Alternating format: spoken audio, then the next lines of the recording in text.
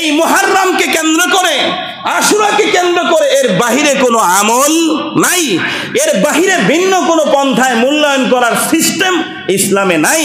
হ্যাঁ, মানুষ যেটা করে, হ্যাঁ কিছু কিছু মানুষ বিশেষ করে শিয়াপন্থী মুসলিমেরা আজকে ইউটিউবার নেটের যুগ দেখবেন, হ্যাঁ আশুরার দিন আসলে হাই হাসান করে বুক চাপড়াবে, এখানে চাপড়াবে, এরপরে কাটবে, ছুরি দিয়ে ফাড়বে, জামা কাপড় ছিঁড়বে।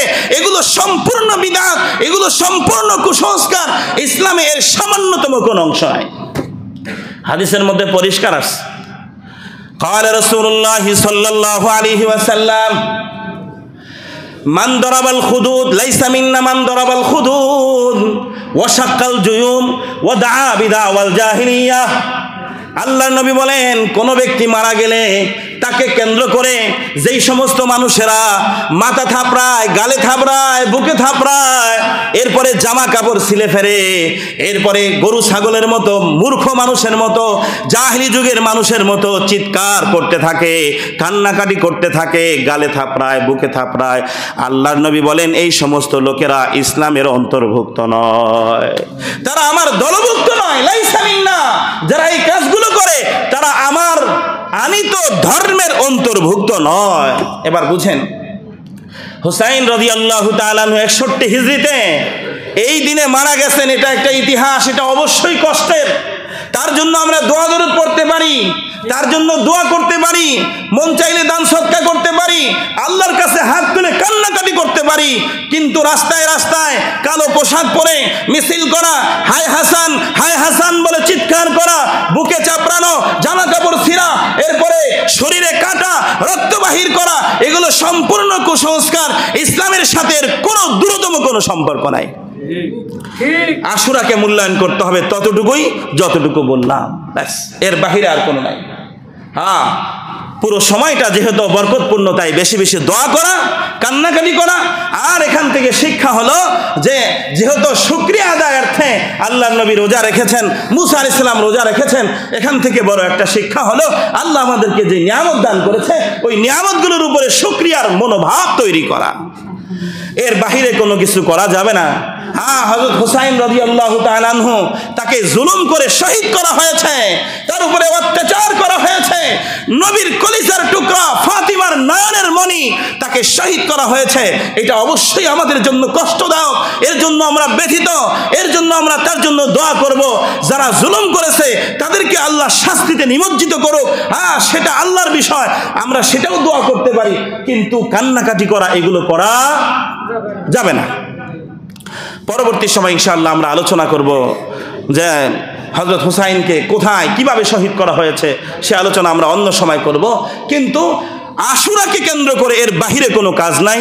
আল্লাহ পাক এই সহজ জিনিসগুলো নবী যেভাবে করেছেন সেভাবে আল্লাহ পাক আমাদেরকে করার এবং বুঝার তৌফিক দান।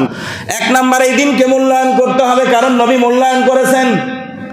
কেমন মূল্যায়ন করেছেন? অন্য হাদিসের মধ্যে আসছে, লাম ইয়াকুন, হযরত আয়েশা থেকে বর্ণিত, ক্বালাত আয়েশা রাদিয়াল্লাহু তাআলা আনহা, আরবাউন লাম ইয়াকুন ইয়াদাহুন্নান নবী সাল্লাল্লাহু আলাইহি ওয়াসাল্লাম, আল্লাহর নবী চারটা আমলকে ছাড়তেন না, চারটা কাজকে কখনো ছাড়তেন না।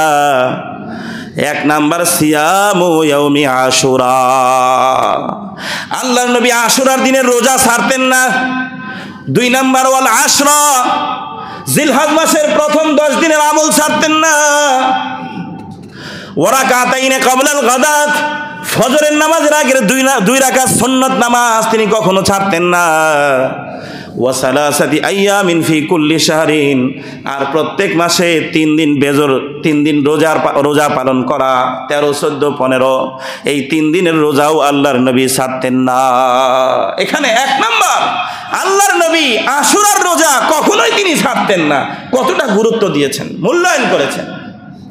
আরেক হাদিসের মধ্যে হযরত ইবনে আব্বাস থেকে বলেন, ক্বালা ইবনে আব্বাস রাদিয়াল্লাহু আনহু, মা রাআইতুন নাবিয়্য সাল্লাল্লাহু আলাইহি ওয়াসাল্লাম ইয়াতাহাররা সিয়াম ইয়াউমিন ইউফাদ্দিলুহু আলা গায়রিহি গায়রা হাযাল ইয়াউমি ইয়ানি ইয়াউম আশুরা। ইবনে আব্বাস বলেন, আমি আল্লাহর নবীকে জীবনে কোনোদিন দেখি নাই আশুরার রোজার বিষয়ে যেই পরিমাণ তিনি গুরুত্ব দিয়ে তালাশ করতেন, এই দিনটাকে যেই পরিমাণ তিনি গুরুত্ব দিতেন, এই দিনে রোজা পালন করার বিষয়ে আল্লাহর নবী যতটা গুরুত্ব দিতেন, আমি নবীকে আর কোনোদিন রোজা পালনের বিষয়ে এতটা গুরুত্ব দিতে দেখি নাই। তাহলে স্বয়ং নবী এই দিনকে কি করেছেন? মূল্যায়ন করেছেন। তাহলে আমাদের কি করতে হবে? আমাদেরকে মূল্যায়ন করতে হবে। দ্বিতীয় প্রশ্ন, কিভাবে মূল্যায়ন করব? সহজ উত্তর, নবী যেইভাবে করেছেন। নবী কিভাবে করেছেন? দিনে রোজা রেখেছেন। কি করেছেন? রোজা রেখেছেন। তাহলে আমরা আমল পেলাম। আশুরার দিনকে মূল্যায়ন করার সিস্টেম হলো এই দিনে রোজা পালন করা। হ্যাঁ, নবী যেই বছর ইন্তেকাল করেন, এবার একটা কথা, রোজা রাখলে সওয়াব হবে কি সেটাও আল্লাহ নবী বলে দিয়ে গেছেন। মুসলিম শরীফের 1162 নম্বর হাদিসের মধ্যে আল্লাহ নবী বলেন, قال رسول الله صلى الله عليه وسلم صيام يوم عاشوراء احتسب على الله أن يكفر السنة التي قبلها। আল্লাহর নবী বলেন, আশুরার দিনের মাত্র একটা রোজা, এই এক রোজা যদি কেউ পালন করে, এক রোজার পরিবর্তে আল্লাহ পাক তার পিছনের 1 বছরের সমস্ত গুনাহ মাফ করে দেয়। সারা যাবে রোজা? হ্যাঁ, ছেড়ে দেওয়া যাবে না। এই জন্য এই দিনকে মূল্যায়ন করতে হবে। কিসের মাধ্যমে? রোজা পালনের মাধ্যমে। হ্যাঁ, তবে রোজা কয়টা? এই পর্যন্ত আমরা বুঝলাম একটা রোজা। মুসলমান ভাইরা আমার, নবী করিম সাল্লাল্লাহু আলাইহি ওয়াসাল্লাম যে বছর ইন্তেকাল করেন, ইন্তেকালের আগের বছর আল্লাহর নবী বললেন, লাইন বাকিতু ইলা কাবিলিন লা সুমান্না তাসিয়া। আল্লাহর নবী বললেন, আগামী বছর যদি আমি জীবিত থাকি, তাহলে শুধু আশুরার দিনে একটা রোজা নয়, বরং এর সাথে 9 তারিখে আরেকটা রোজা রাখবো। এক রোজার পরিবর্তে 2টা রোজা পালন করব। কে বললেন? আল্লাহ নবী বললেন। আরেক riwayat-এর মধ্যে বলেন, খালিফুল ইয়াহুদা ওয়ান নাসারা ইয়াসুমু ইয়াওমান ক্বাবলাহু আও ইয়াওমান বা'দাহু। আল্লাহ নবী বললেন, ইহুদিদের সাথে একটা রোজা পালন করলে ইহুদিদের সাথে মিলে যায়, সাবধান, ইহুদিদের সাথে তোমাদের আমল যাতে না মিলে। এই জন্য তোমরা একটা রোজা হয় আগে রাখো, না হয় তারপরে আরেকটা রোজা পালন করো। এই জন্য ফুকাহায়ে কেরাম বলেন, আশুরার রোজার সাথে মিলিয়ে শুধু একটা রোজা নয়, বরং আগে পরে মিলিয়ে আরেকটা রোজা রাখতে হবে। মোট কয়টা রোজা? 2টা রোজা পালন করতে হবে। এখানে বোঝার মতো বিশাল একটা জিনিস, আল্লাহর নবী দেখেন, রোজাটা ইহুদিদের সাথে মিলে যায়, তাই আল্লাহর নবী সহ্য করেন নাই।